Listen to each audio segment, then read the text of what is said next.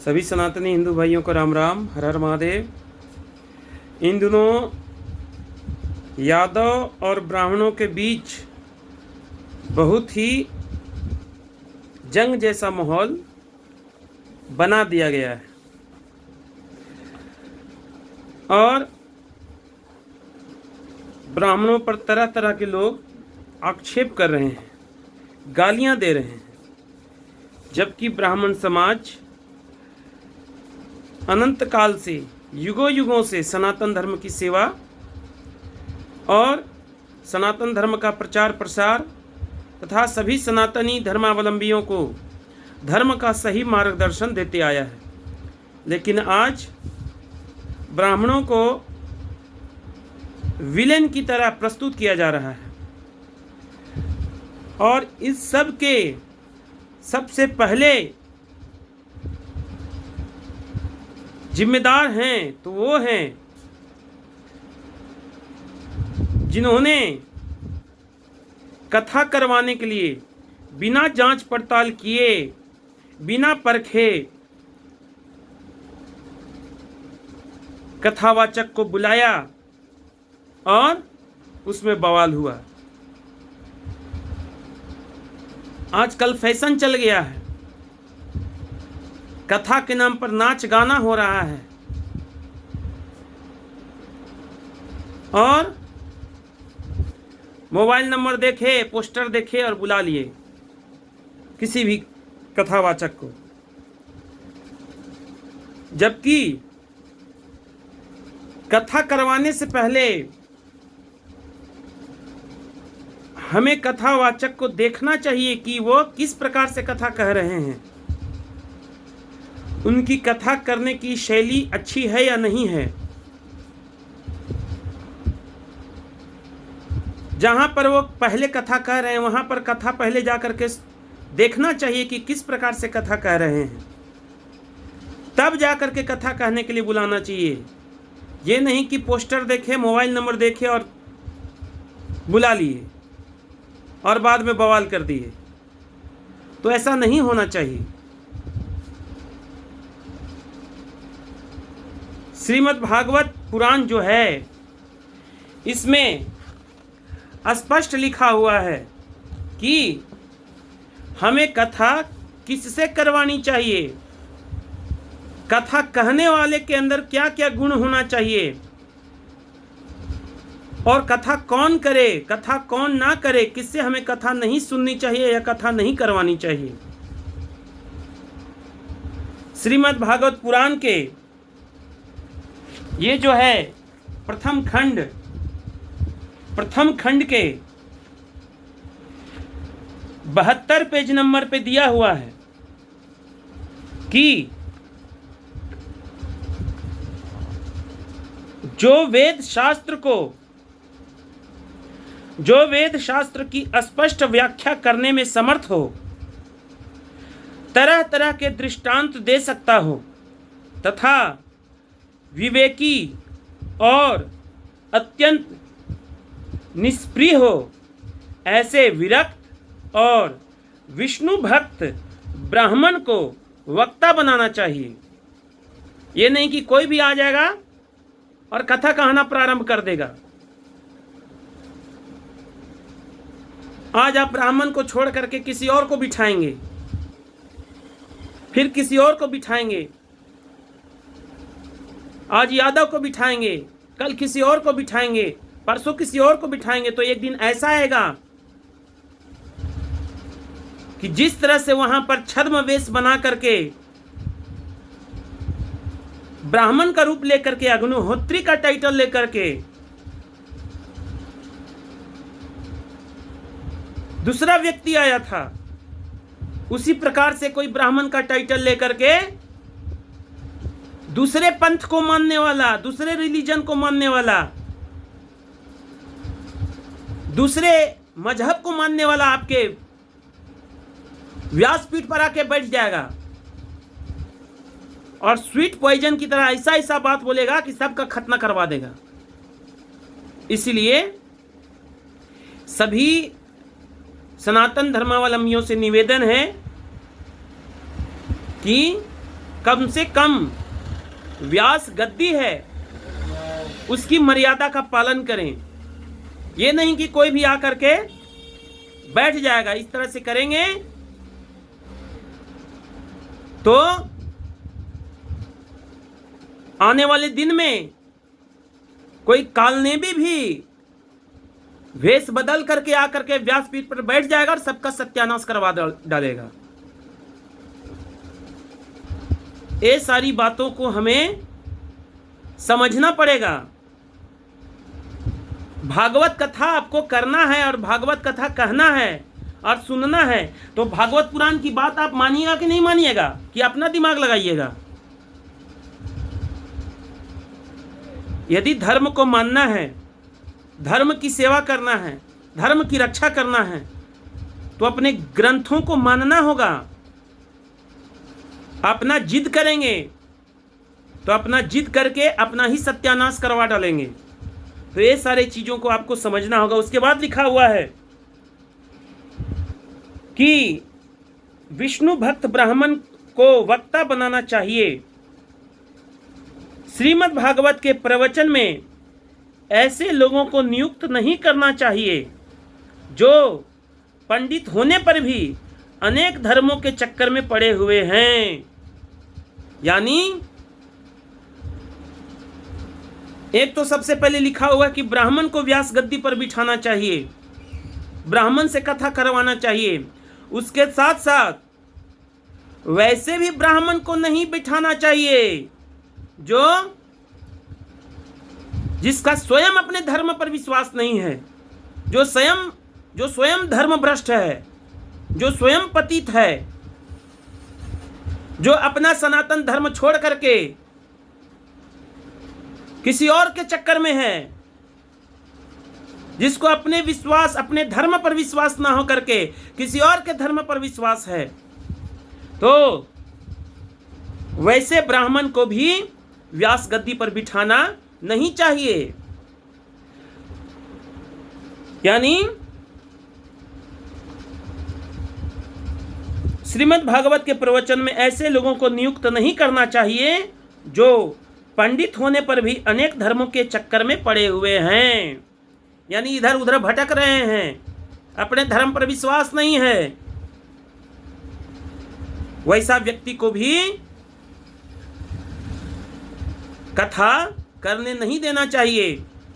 कथा वही करे, कथा उसी ब्राह्मण से करवाना चाहिए जिसको अपने सत्य सनातन धर्म पर पूरी निष्ठा हो, भगवान विष्णु पर, भगवान नारायण पर सच्ची निष्ठा हो। वही भागवत कथा कहने का अधिकारी है। इसके साथ ही साथ स्त्री लंपट एवं पाखंड के प्रचारक हों, यानी छेड़खानी करने वाले, स्त्रियों से बदतमीजी करने वाले और पाखंडी,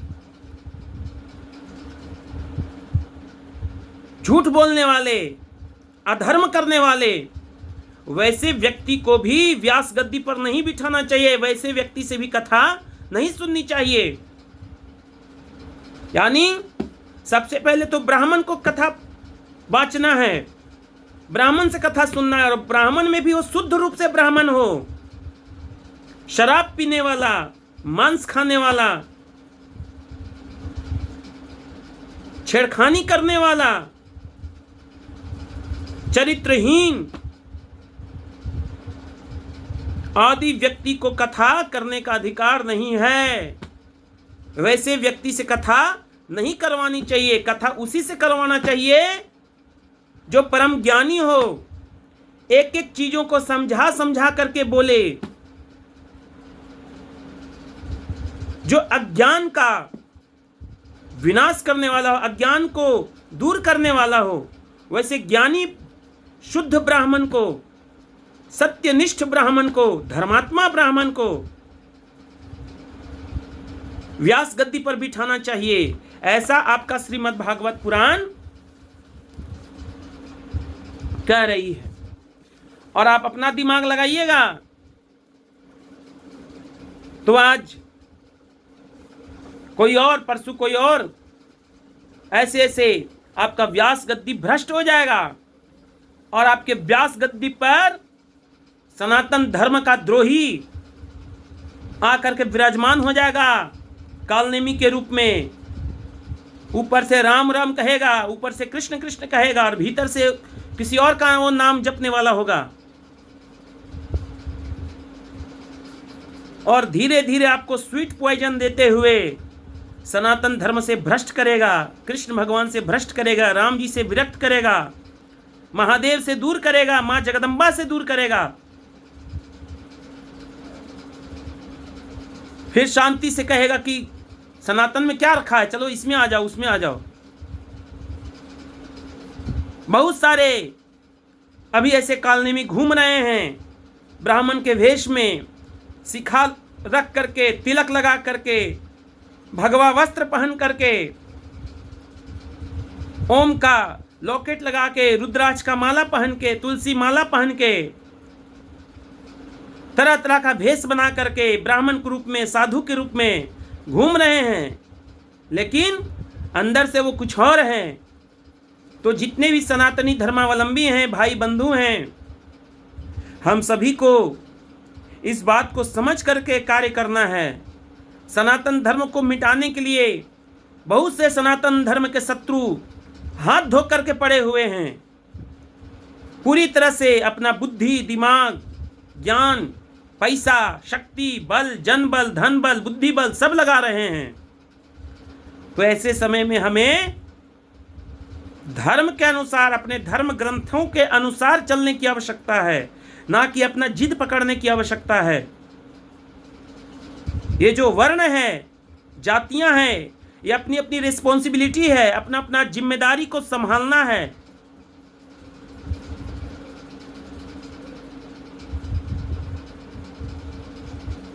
गौ की सेवा करने का जिसको जिम्मा है, उसको गौ का सेवा करना है।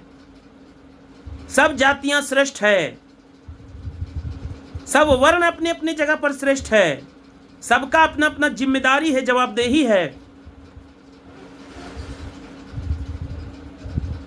आप एक तो जिम्मेदारी नहीं संभाल पा रहे हैं, दूसरा में प्रवेश करना चाहते हैं। आखिर गौ हत्या क्यों हो रहा है इस देश में इतना? गौ की सेवा करने की जिम्मेदारी किसका है? गौ हत्या क्यों नहीं रुक रहा है? तो ये सब सारी चीजों पर हमें समझना पड़ेगा। हम सबको मिल करके अपने धर्म की रक्षा करना है और अपने नारी शक्ति की रक्षा करना है, अपने गौ माता की रक्षा करना है, अपने मंदिरों की रक्षा करना है। नहीं तो आपस में लड़ते रहेंगे, तो आपस में लड़ने से क्या होगा कि स्वयं का तो नुकसान होगा ही और इसका फायदा किसी और को होगा, इसका लाभ किसी और को होगा।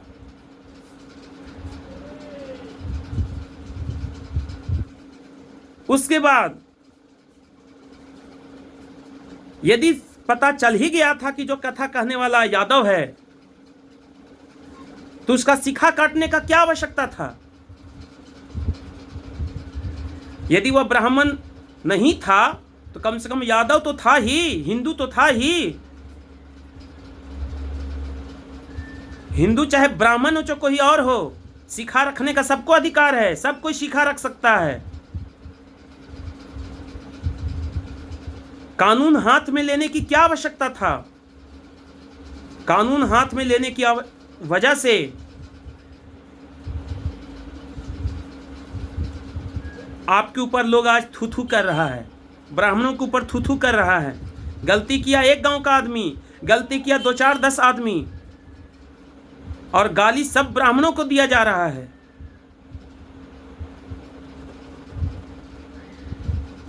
सब ब्राह्मणों को गाली सुनवा दिया, आपको चैन मिल गया।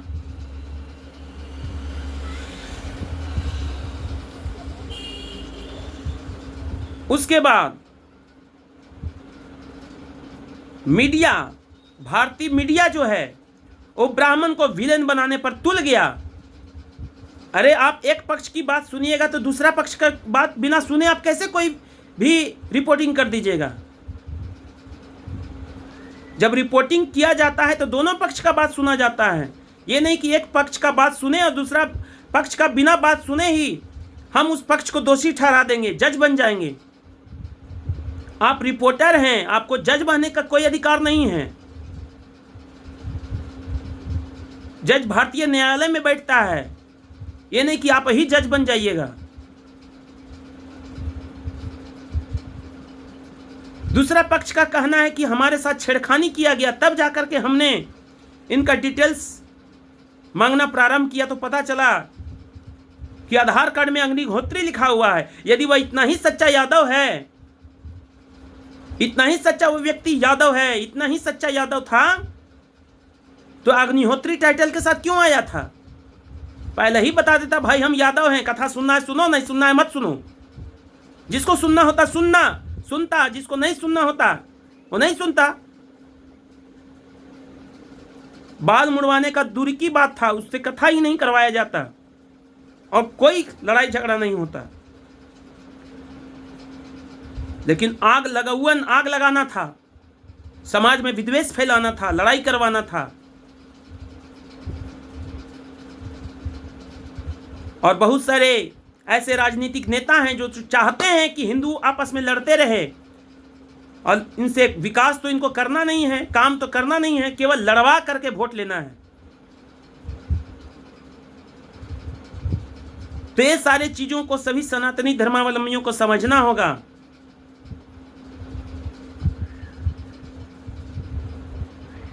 इसके बाद कहा जा रहा है कि उस गांव में हम लोग हमला करेंगे, वहां की स्त्रियों को उठाएंगे। तो जिस भागवत पुराण की आप बात कर रहे हैं, जिस कृष्ण की बात कर रहे हैं, उस कृष्ण के भी मतानुसार स्त्री के साथ अत्याचार करने वाला का दंड मृत्यु दंड है, सनातन धर्म के अनुसार। अब भारतीय संविधान के अनुसार भी बहुत ही कड़ा दंड है। इसलिए जो कानून तोड़ेगा तो उसके ऊपर तो कार्रवाई होगा। और उस व्यक्ति का शिखा तो काटा गया, मुंडन किया गया और साथ साथ वाहवाही में वीडियो बनाया गया और वही वीडियो उन लड़कों का जेल जाने का कारण बना। अपना पैर पर आप लोग कुल्हाड़ी क्यों मारते हैं? अब जेल में जाओ, बेल कराओ, बेल कराने के लिए लाखों रुपया खर्चा करो, सबको आनंद आ जाएगा, मजा आ जाएगा। और लड़वाने वाला को तो और मजा आ रहा होगा। आज सनातन धर्म का द्रोही जो है, सनातन धर्म का जो दुश्मन है, वो बहुत प्रसन्न हो रहा होगा कि देखो ये हिंदू आपस में ही लड़ रहे हैं। फिर कोई कह रहे हैं कि ब्राह्मण से पूजा पाठ नहीं करवाएंगे। तो यदि आपको लगता है कि ब्राह्मण से पूजा पाठ करवा के आप ब्राह्मणों के ऊपर एहसान कर रहे हैं, तो वैसे लोगों से सादर अनुरोध है, विनती है कि आप ब्राह्मणों पर एहसान करने के लिए ब्राह्मणों से पूजा पाठ ना करवाएं। यदि आप मंदिर जा रहे हैं तो अपने कल्याण के लिए, पूजा पाठ ब्राह्मण से करवा रहे हैं तो अपने कल्याण के लिए, ना कि ब्राह्मण का कल्याण के लिए। आप पूजा पाठ नहीं करवाइएगा ब्राह्मण से तो ब्राह्मण भूखे नहीं मरेगा। जो व्यक्ति इस पृथ्वी पर जन्म लेता है, परमपिता परमात्मा ने इस पृथ्वी पर जिस भी जीव को जन्म दिया है तो उसका आहार का भी व्यवस्था कर देते हैं। इसलिए आपको लगता है कि आप ब्राह्मण से पूजा पाठ नहीं करवाएंगे तो ब्राह्मण भूखे मर जाएगा, ये आपकी बहुत बड़ी गलतफहमी है। आप पूजा पाठ करवाएं या ना करवाएं ब्राह्मणों से, उससे ब्राह्मणों को कोई फर्क पड़ने वाला नहीं है। सनातन धर्म केवल यादव जाति नहीं है, बहुत सारी जातियां हैं, वर्ण हैं, ठीक है। इसलिए ब्राह्मण पर एहसान दिखाने की आवश्यकता नहीं है। और 5-10 ब्राह्मण अगर कोई गलत वहां कार्य किया है तो पूरे ब्राह्मण समाज का वो प्रतिनिधि नहीं हो गया जो आप पूरे ब्राह्मणों को गाली दिए चल रहे हैं।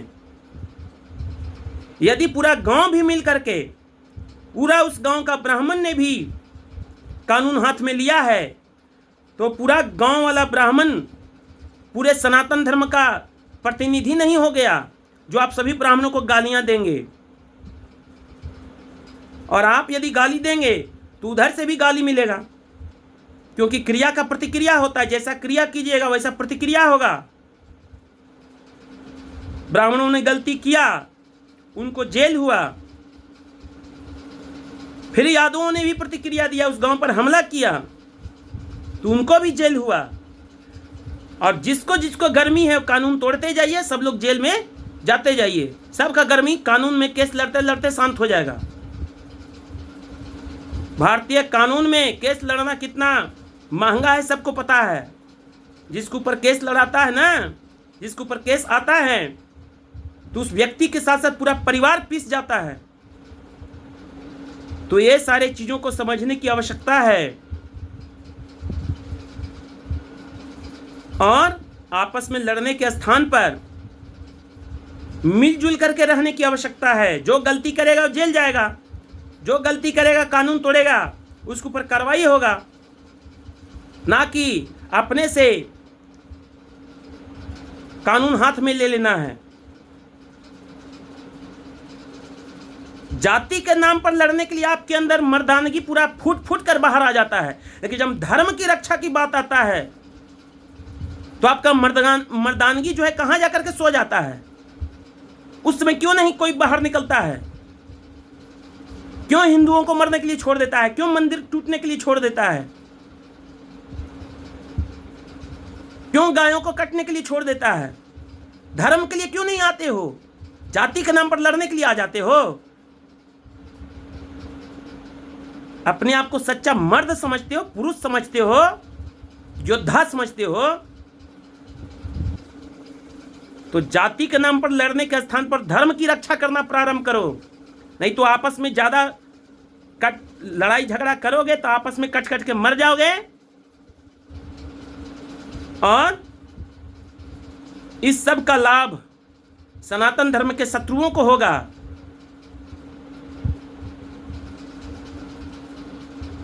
बाकी हम लोगों को मिलजुल करके रहने की आवश्यकता है।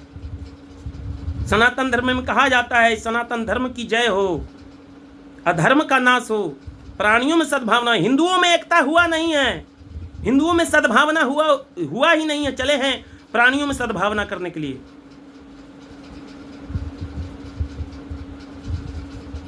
तो ये सारे चीजों को ठीक करने की आवश्यकता है और कानून हाथ में लेने की आवश्यकता नहीं है। ब्राह्मण, क्षत्रिय, वैश्य, शूद्र सभी सनातन धर्म के 4 मजबूत स्तंभ हैं। सबका अपना अपना रिस्पॉन्सिबिलिटी है।